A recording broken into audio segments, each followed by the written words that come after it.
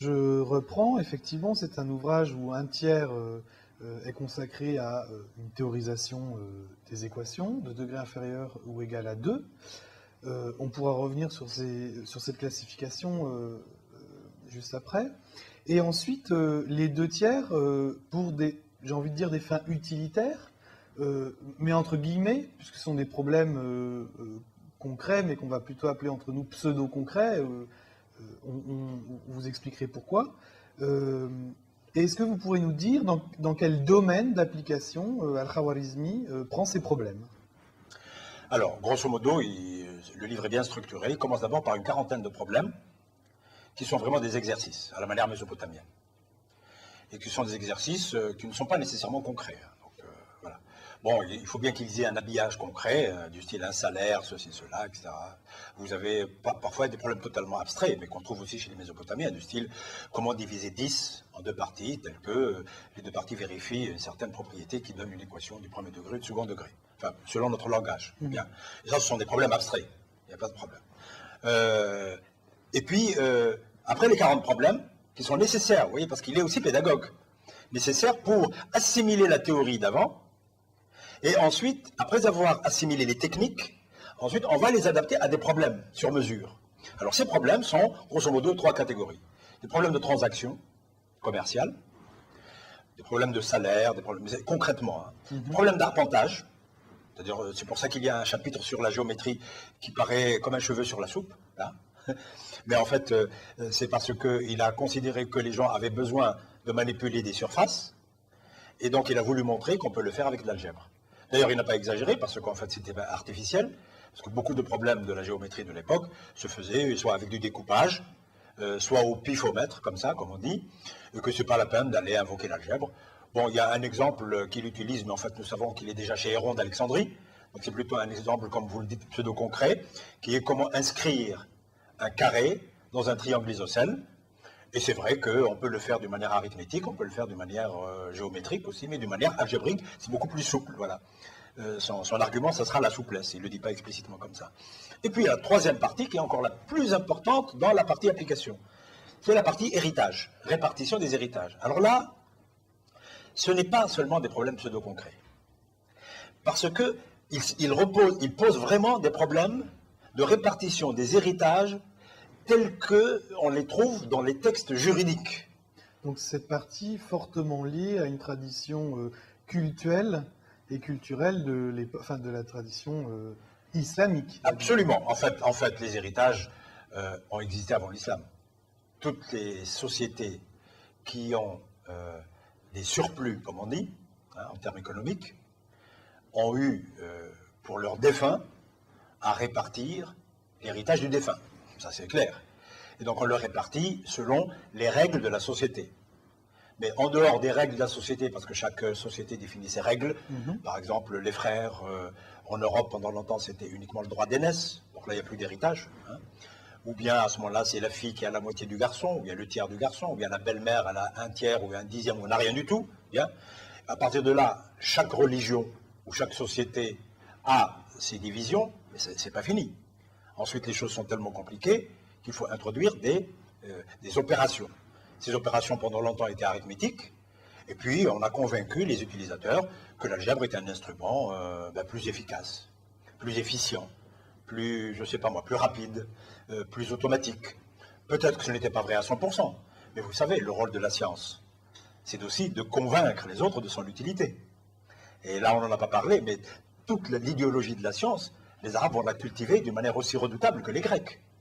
Beaucoup moins que les Chinois et les Indiens et les Mésopotamiens, qui eux étaient, d'après ce que nous savons, des praticiens, ils avaient des outils, ils les utilisaient, sans trop de discours. Là, les Arabes ont appris à être bavards comme les Grecs. Et donc, non seulement ils utilisent les outils des autres, ils les perfectionnent, mais ensuite, ils vont dire pourquoi ils sont bons. Ce qui est fort intéressant pour un historien des mathématiques comme vous. Absolument. Et là, c'est intéressant. Pourquoi ils sont bons et pourquoi les outils du voisin ne sont pas bons. Ça aussi, parce qu'il y a un élément de polémique. Bien. Et puis, il y a une hiérarchisation des outils et des disciplines. Bref, ça, c'est juste une petite parenthèse. Et donc là, il y a des problèmes concrets, effectivement, une bonne partie que l'on peut résoudre avec les méthodes anciennes. Bien. Ce sont les mêmes types de problèmes. Et puis, il y a quand même des problèmes, en toute objectivité, que l'on peut résoudre plus rapidement, plus souplement, si l'on maîtrise les nouveaux outils de l'algèbre. Et là se pose alors le problème de l'enseignement de l'algèbre. Et ça, c'est l'histoire de l'algèbre qui va commencer. Très bien.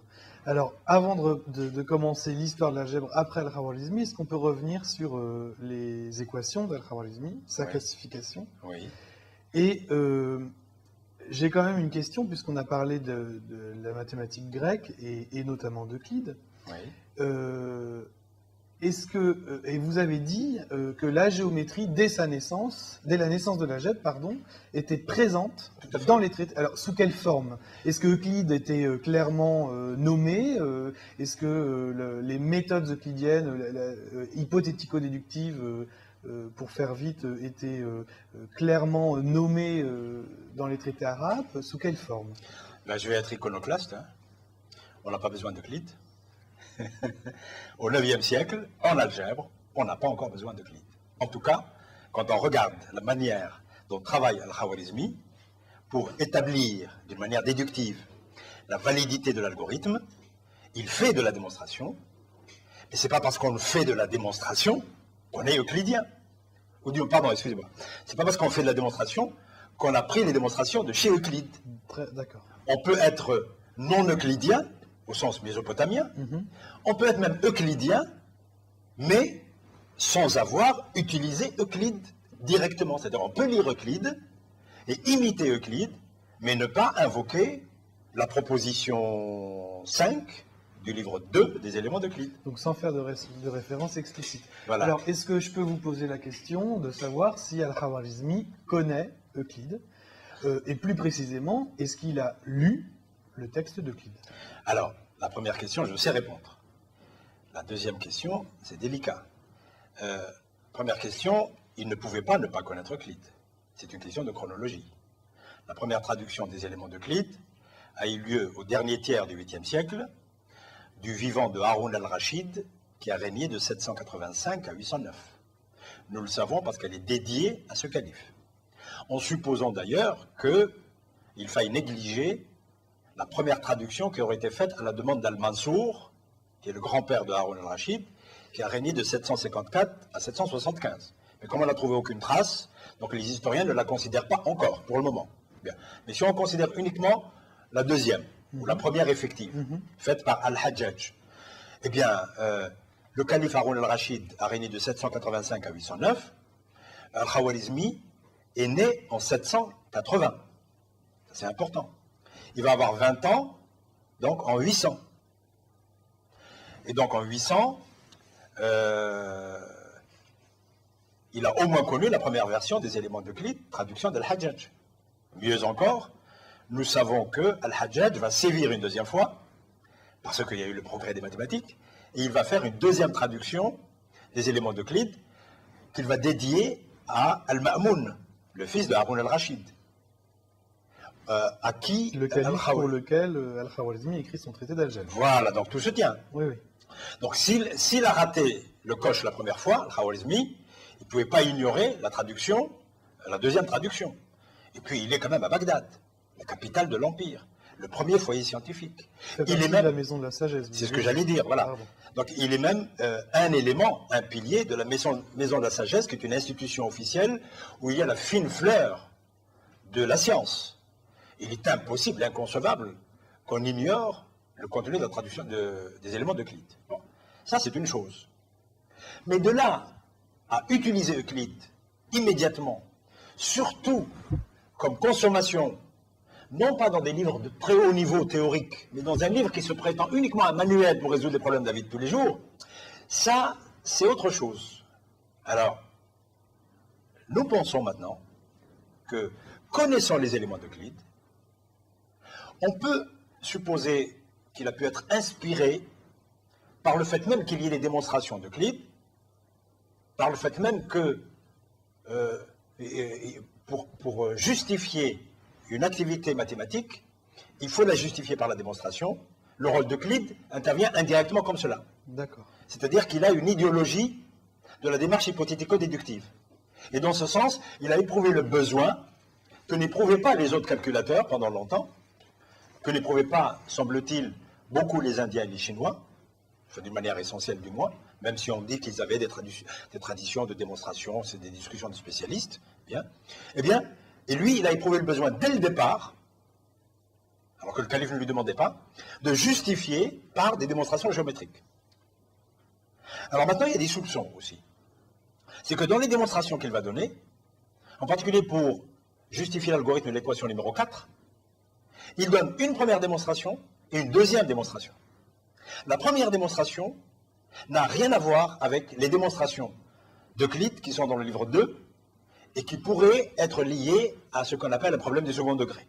C'est les propositions 5 et 6 du livre 2. Par contre, la deuxième, la figure ressemble étrangement à l'une des figures utilisées par Euclide, mais sans que la démonstration soit une copie de celle d'Euclide. En tout cas, il ne se réfère pas à Euclide. On ne peut pas concevoir qu'il ait oublié de se référer à Euclide. On ne peut pas concevoir qu'il ait refusé par idéologie de se référer à Euclide. Ce sont des gens qui vénéraient la mathématique grecque. Donc il faut trouver une autre explication. C'est qu'en fait, il écrivait un livre qui, malgré l'aspect théorique, savait qu'il allait être utilisé pour ces deux autres parties par les utilisateurs de la vie de tous les jours. Et donc, il fallait leur donner, bien sûr, pour qu'il y ait un élément de science, des justifications, mais ce n'était pas nécessaire d'obliger les utilisateurs à aller avaler les éléments d'Euclide pour comprendre ce qu'il allait écrire. C'est une explication raisonnable, c'est une hypothèse raisonnable.